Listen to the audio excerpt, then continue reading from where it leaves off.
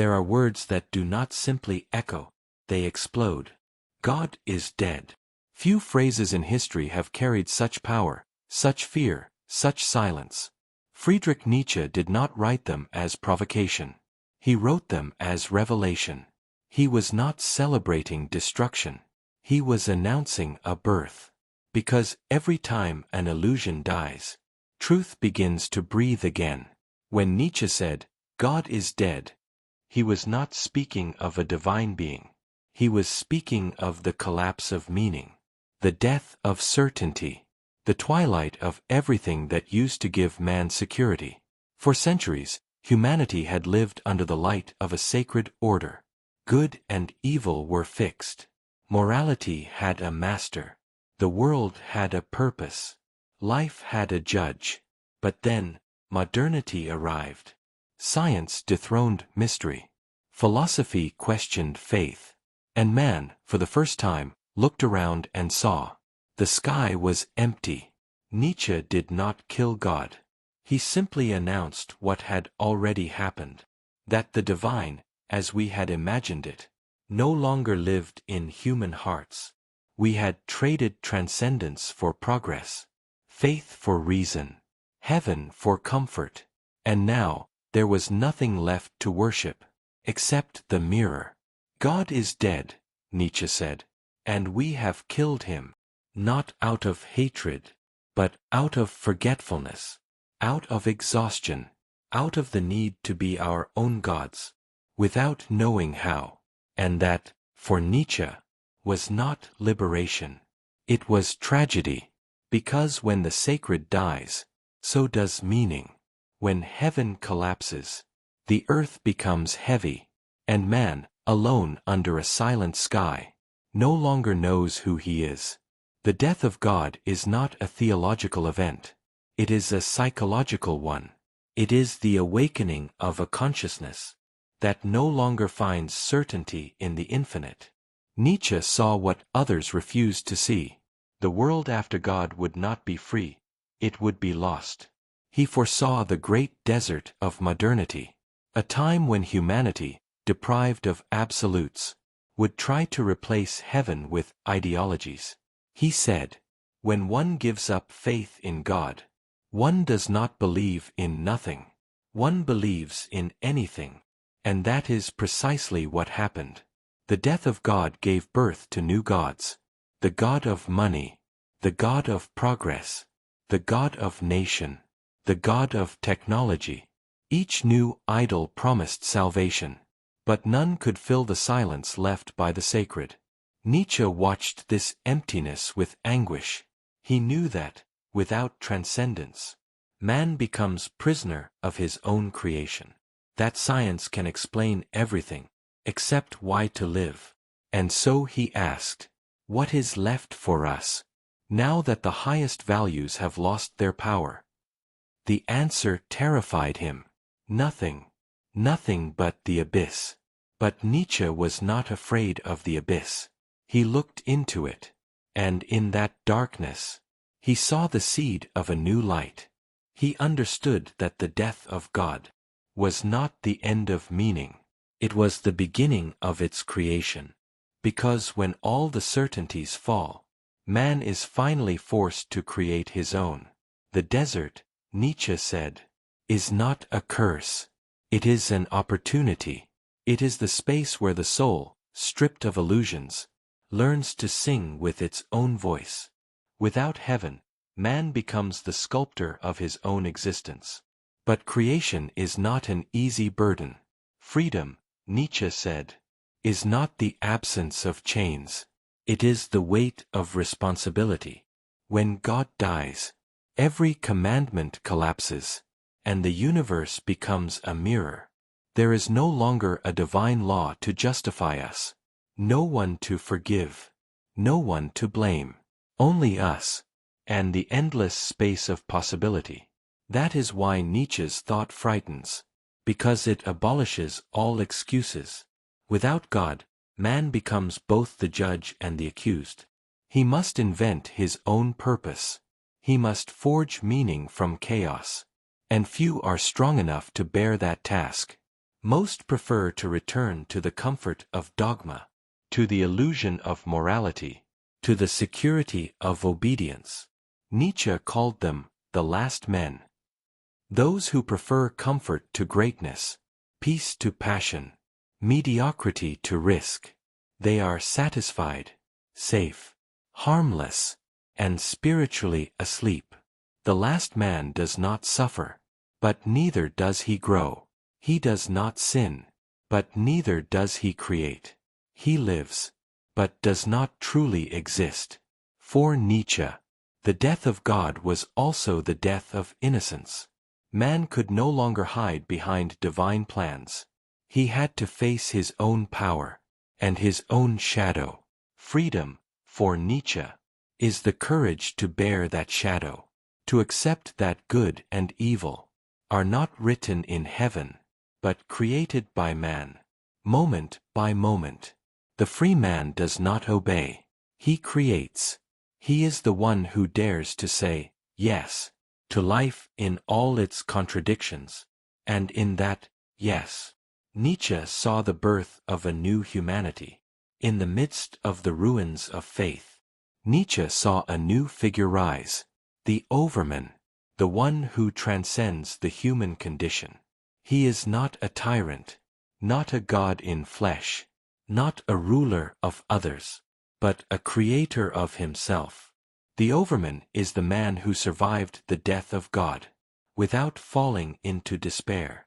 He is the one who has transformed the emptiness of meaning into a stage for creation. He does not seek salvation, he creates it. He does not wait for truth, he invents it. He is the heir of chaos, the artist of existence, the poet of destiny. Nietzsche said, man is something that must be overcome. To overcome man is not to abandon the human, it is to expand it. It is to awaken what sleeps within us, the creative, the courageous, the divine. The overman is the one who says, yes, even when the world says, no. He loves fate, not because it is easy, but because it is his. He is the one who, when faced with pain, does not ask, why me, but says, let this too become part of my strength. Nietzsche called this philosophy amor fati, the love of destiny. To love destiny is to love life exactly as it is, without wishing for anything to change. It is to look at the storm and recognize in it the beauty of movement. To live amor fati is to make peace with chaos and to transform existence into art. Nietzsche died in silence, but his silence speaks. It speaks louder than 1,000 voices, deeper than 1,000 books, brighter than any temple. The man who defied the heavens and dove into the abyss of his own mind did not leave a system. He left a flame, and that flame still burns in every human being who dares to think, to create, to love, and to be free. Friedrich Nietzsche was a man who burned from within. He did not preach, he burned. He did not teach, he ignited. And the fire that consumed him is the same fire that now illuminates the awakened soul. Because his thought was never meant to be followed, it was meant to be lived. It was not written for the faithful, but for the restless. Nietzsche wanted no worshippers. He wanted dancers of chaos, souls brave enough to turn despair into art. He knew, life does not ask for explanations. It asks for intensity, and the man who loves his fate no longer fears suffering, because he recognizes in it the raw material of creation.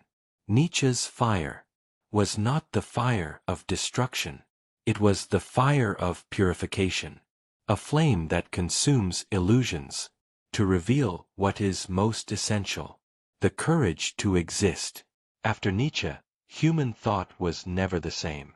He opened a wound, and from that wound, consciousness was born. Heidegger saw in him the thinker of being. Jung, the psychologist of the abyss; Camus, the prophet of the absurd; and Foucault, the destroyer of invisible prisons. But Nietzsche belonged to none of them. He belongs to the future, to the time when every man and woman will understand that there are no more prophets, only creators. The creator is the new human being, not the one who searches for meaning, but the one who fabricates it; not the one who flees from pain, but the one who transforms it into art; not the one who follows truths, but the one who reinvents them. Nietzsche's philosophy is the birth of the cosmic artist, the one who understands that to live is to paint upon nothingness and still create beauty. Nietzsche said, "We must reevaluate all values." It was not a call to destruction. It was a call to maturity. Humanity had grown up on borrowed truths, on ready-made notions of good and evil, on eternal certainties. But every truth that doesn't evolve, decays. To reevaluate is to breathe again. It is to allow the spirit to become alive once more. To make thought dangerous again. To make faith an experience, not obedience. Nietzsche teaches us that true value does not come from outside, it rises from within. It is not commandment, it is creative impulse. It is not duty, it is enthusiasm. And the new world begins when man stops asking, "What is right?" and begins to ask, "What makes me more alive?" After Nietzsche, man was left alone. But it was in that solitude that freedom was born. Without heaven to guide him, we learned to walk on our own feet. Without promises of eternity, we learned to live the moment as sacred. God is dead was not blasphemy. It was an invitation to recreate the divine, not in the beyond but in the human. Because what Nietzsche truly killed was fear. The fear of thinking, the fear of feeling, the fear of existing without guarantees. And when fear dies, the Creator is born. The new man is not the servant of the universe. He is its partner. He does not kneel, he dances. He does not beg, he creates. He does not wait for salvation. He transforms the world with his own hands. For Nietzsche, the supreme spirit was not the pious one, but the Dionysian, the one who knows how to laugh in the midst of chaos, who turns pain into rhythm, and finitude into celebration. He said, "I could only believe in a God who knew how to dance." And perhaps that is the most beautiful sentence ever written about the divine, because the true God, the one Nietzsche freed, is not the God of fear, but the God of joy, the one who lives in everything that pulses, in everything that creates, in everything that affirms life, even when it is tragic. The Dionysian spirit is laughter that conquers despair. It is the wisdom of the one who looks into the abyss and decides to dance upon it. Nietzsche discovered that joy is the highest form of intelligence, and that laughter, when born of lucidity, is the echo of the free soul.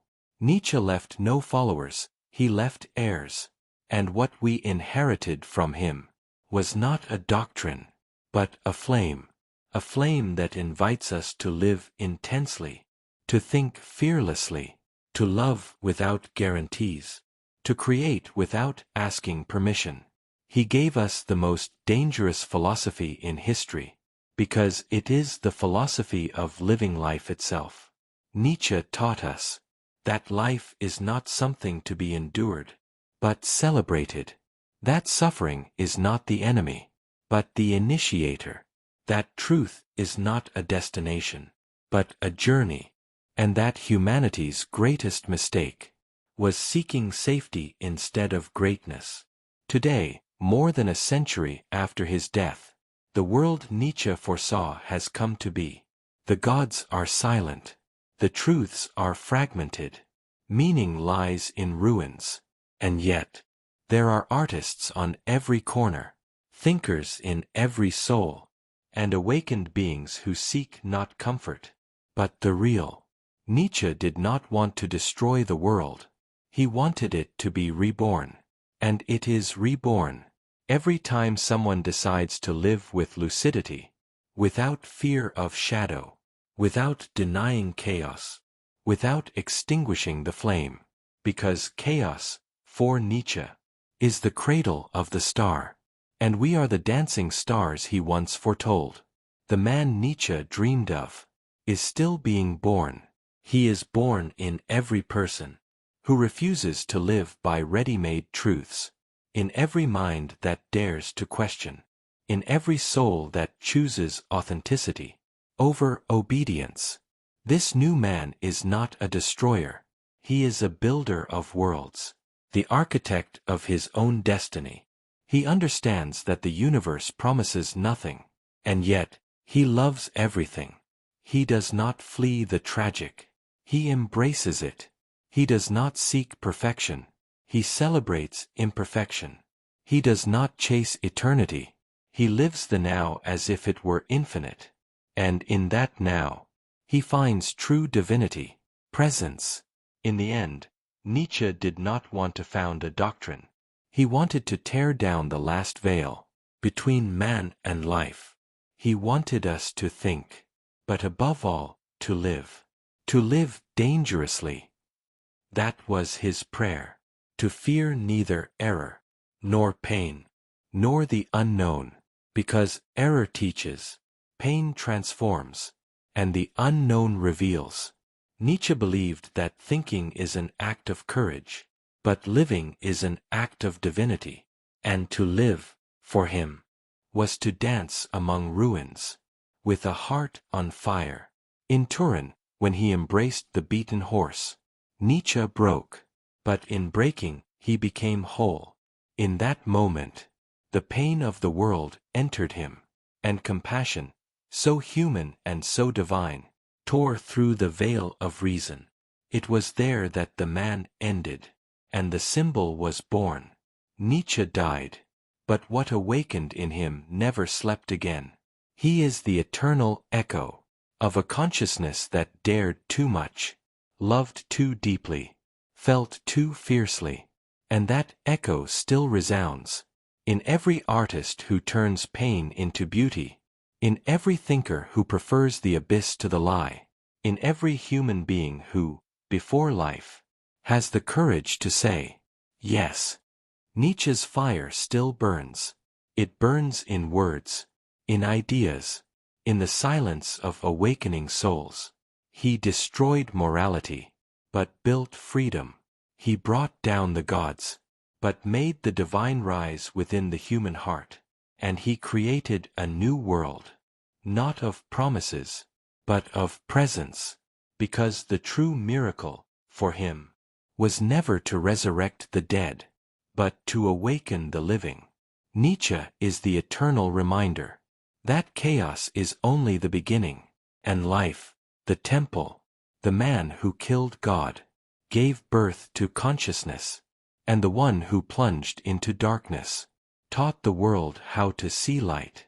And so the journey ends, not with salvation, but with awakening, the awakening of the man who, looking at the empty sky, finally discovers that the sun was always burning within himself. After the death of God, man stood before a mirror, and in that mirror, he saw what he had always feared, his own face. Without the divine to justify his existence, without the heavens to measure his steps, man found himself naked before infinity, and that was his final judgment, not as punishment, but as revelation. Nietzsche knew that when heaven falls silent, the real dialogue begins, because the silence of God is not the end of faith. It is the beginning of listening. It is the moment when human consciousness realizes that there is no one left to answer for it, no one to carry its choices, no one to dictate its meaning. And in that cosmic silence, Man begins to compose his own music. The music of responsibility. The symphony of self-mastery. The melody of freedom. Chaos, for Nietzsche, was never the enemy of order. It was its womb. Creation is always born from turmoil, uncertainty, and pain. The universe itself is an explosion turned into form, a scream that became beauty, and man, being part of that same burning cosmos, must also learn to create meaning out of disorder. Nietzsche said, "One must still have chaos within oneself, to give birth to a dancing star." Chaos is the womb of the divine. Without it, there is no rebirth. Without it, there is no creation. The man who faces chaos and remains standing is the one who has understood the secret of life. That the universe does not promise stability. It promises movement. And to be free is to learn how to dance among the ruins. God is dead, but the fire of creation still burns. And now, that fire belongs to man. He is the new Prometheus, the one who steals the spark of heaven, and ignites it within his own chest. Nietzsche did not preach denial of life. He preached its absolute yes. A yes that includes suffering, error, fall, and limitation. A yes that embraces the tragic, not as a curse, but as part of the secret harmony of existence. The one who says yes to life no longer needs redemption, because he is already redeemed by the courage to exist. Nietzsche called this amor fati, the love of fate, to love what happens, to love the inevitable, to love what is. To love fate is to look at one's own chaos and say, I accept you, I choose you, I transform you. It is to understand that every pain is a birth, every fall an initiation, every end a disguised beginning. The death of God, then, is not the death of the sacred, it is its rebirth within the human soul. The new temple is not built of stone, it is made of consciousness. The new altar is not in the skies, it is in the heart that understands. And the new priest is not the one who preaches, it is the one who creates. Nietzsche believed that the future of humanity would not be built by saints, but by artists, not by those who wait for paradise, but by those who build meaning, here and now, because the man who creates is the true heir of the divine. God is dead, but man has awakened, and upon awakening, he realizes that the universe is not a tribunal, but a blank canvas, that destiny is not a sentence, it is a masterpiece in progress, and that chaos, far from being a curse, is the paintbrush of existence. Nietzsche looked into the abyss and smiled. He smiled because he understood that once you accept the abyss, it no longer devours, it teaches. The abyss is not the end. It is the mirror where the spirit recognizes itself. The man who understands this no longer fears nothingness, for he has discovered the everything within himself. He no longer seeks the divine above, but in the depth of his own soul. And when he finds it, he realizes something vast. That God did not die. He simply changed address. Today, heaven is no longer above. It is within. Infinity is no longer in the stars. It is in the eyes of the awakened. The sacred is not beyond. It is now. It is this breath, this heartbeat, this existence. Nietzsche was the messenger of dawn, the bearer of a dangerous fire, the man who destroyed idols, so that humanity could create its own gods. He did not come to announce the end of faith, but its rebirth. Not the end of God, but the beginning of the divine within each of us. God is dead, but at last, man has learned to live. And that is the true resurrection. When man accepted that God was dead, he did not lose the sacred, He merely rediscovered it within himself. Nietzsche never wanted to extinguish the light of the divine. He wanted to free it from the prison of words. Because the sacred, he said, is not something to be worshipped. It is something to be lived. The new temple is not in the heavens, nor in cathedrals of stone, but in the moment when a human being says, yes, to life, without asking for reward. In that instant, he becomes his own priest, the creator, the witness, and the offering. The man who understands the death of God realizes that there are no longer intermediaries between himself and the infinite. He is the bridge. He is the path. He is the altar and the flame. Nietzsche saw in this awakening the birth of a new kind of faith, not the faith that waits, but the one that creates, not the faith that seeks paradise, but the one that transforms the earth into one. The divine reborn within man is not the God who judges, but the one who dances, the God who laughs at the absurd, who cries with the pain of the world, and still loves everything that exists. True enlightenment, Nietzsche said, is not to flee from shadow, but to ignite it from within, to understand that hell and heaven are not places in space, but states of consciousness. And when man recognizes this, he discovers that he himself is the creator of the universe he inhabits. What we call destiny is simply the work we have left unfinished. Nietzsche believed that the human spirit is the supreme artist, capable of turning suffering into beauty, fall into rhythm, chaos into form, and that every creative act is a silent prayer to the cosmos. Modern man fears the void, but Nietzsche saw it as the womb of eternity. It is from the void that meaning is born. It is from nothingness that being awakens. That is why he said, one must still have chaos within, to give birth to a dancing star. That star is the symbol of the new divine, not a god outside of man, but the fire that burns within his chest. It is the spirit that refuses to die, even when everything around it collapses. The death of God was the beginning of freedom, and freedom is the new sacred, because the free human being is the one who has accepted the responsibility of existence, without the need for promises. He does not ask for salvation. He creates meaning. Nietzsche knew that this path was dangerous, but he also knew that it is in danger, that consciousness is born. It is at the edge of the abyss that man learns to fly, and when he finally opens his wings, he discovers that heaven was never outside. It was always within. The new man, the awakened man, is not the one who seeks eternal truths, but the one who lives the impermanence intensely.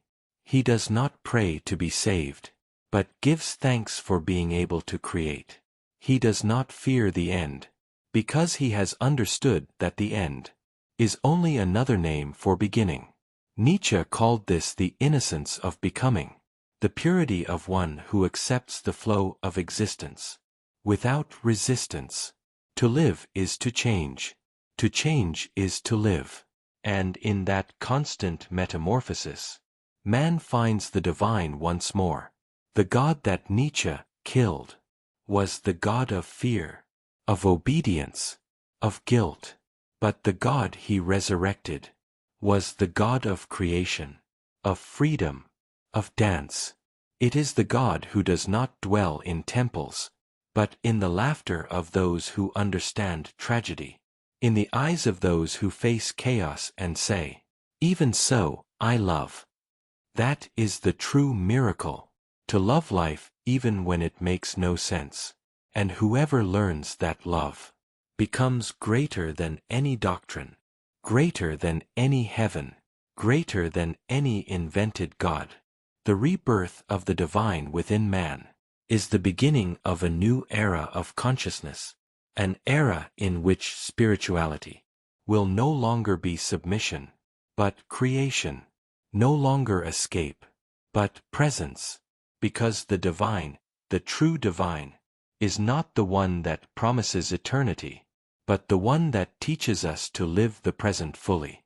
And thus, the story of Nietzsche ends like a dawn, not with the darkness of denial, but with the light of creation. He came to destroy idols, but ended up lighting stars. He came to challenge heaven, but taught us to find it within ourselves. Nietzsche was the prophet of fire, and fire, even when it consumes, also purifies. The man the world called insane was, in truth, the first lucid one, the one who dared to look at infinity, without kneeling, without hiding, without falling silent. And now, his voice echoes through the centuries, whispering to those who still seek, do not fear chaos, do not fear solitude, do not fear silence, because it is in silence that God is reborn, within you,